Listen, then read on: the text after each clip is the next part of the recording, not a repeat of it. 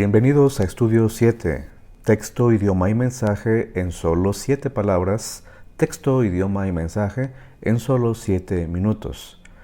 El texto para el día viernes, para este día viernes, tiene que ver con Proverbios 35. Se trata de Proverbios 35, ya que el capítulo que se estudiará precisamente este viernes es Proverbios capítulo 30, he escogido en particular este versículo.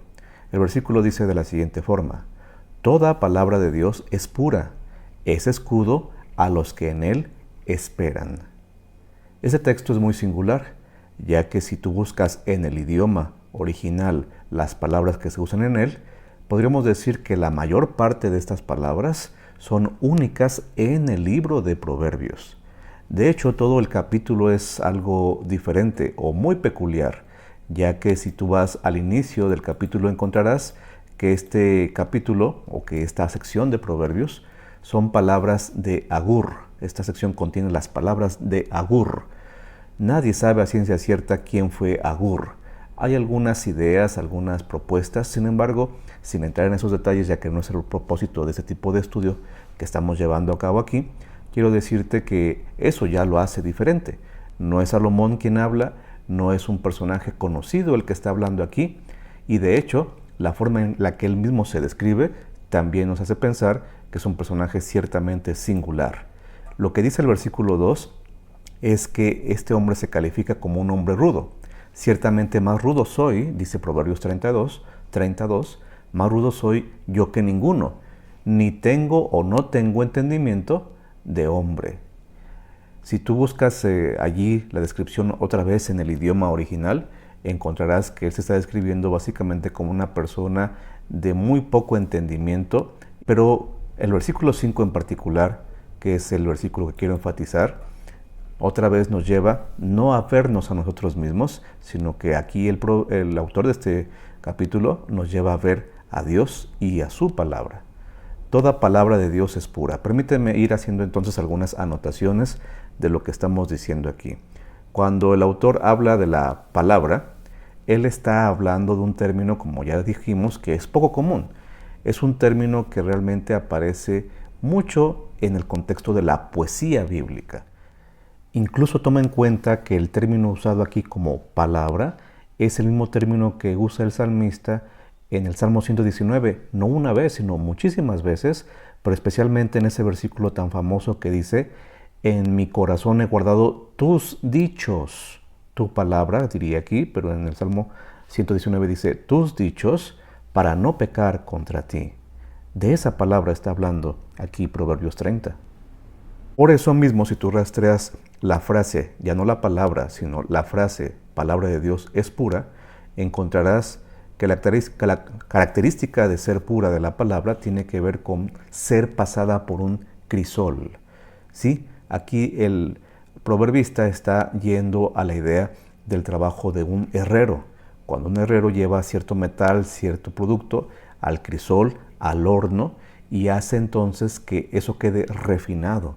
A tan altas temperaturas se consigue entonces que lo acrisolado quede también purificado, perfeccionado, eliminando sus impurezas. Para este hombre, para Agur, la palabra de Dios es así. No tiene ninguna aspereza, ninguna cosa impura, no tiene nada que la afecte negativamente. En el caso de la literatura poética, esta expresión se usa en otras partes de la Biblia.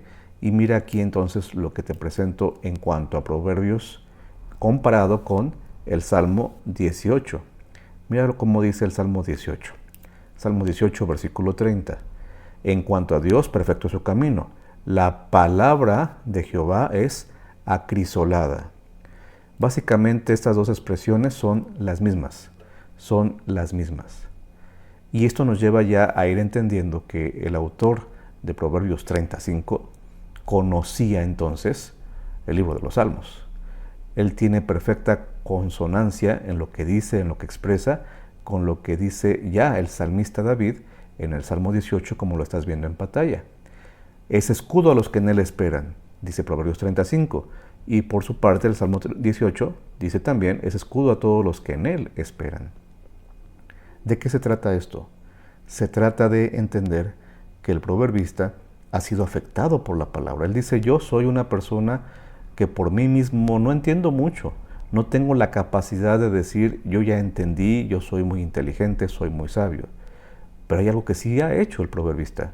Ha aprendido la palabra de Dios, la conoce, la cita y por lo tanto también eso demostraría que la usa en su vida, le es útil en su vida. Pero también yendo al ámbito de la guerra, dice, tú puedes concebir a Dios, pensar en Dios como ese escudo que te protege. Porque realmente la palabra esperar no es la que aparece en el idioma original que usó ya sea David en el Salmo 18 o el autor de Proverbios 35. La palabra esperar realmente debería traducirse los que buscan en ti refugio. Los que buscan en ti refugio. Y obviamente en época de guerra, en momentos de guerra, escudarse, buscar un escudo, te refugia, te protege en medio de la adversidad.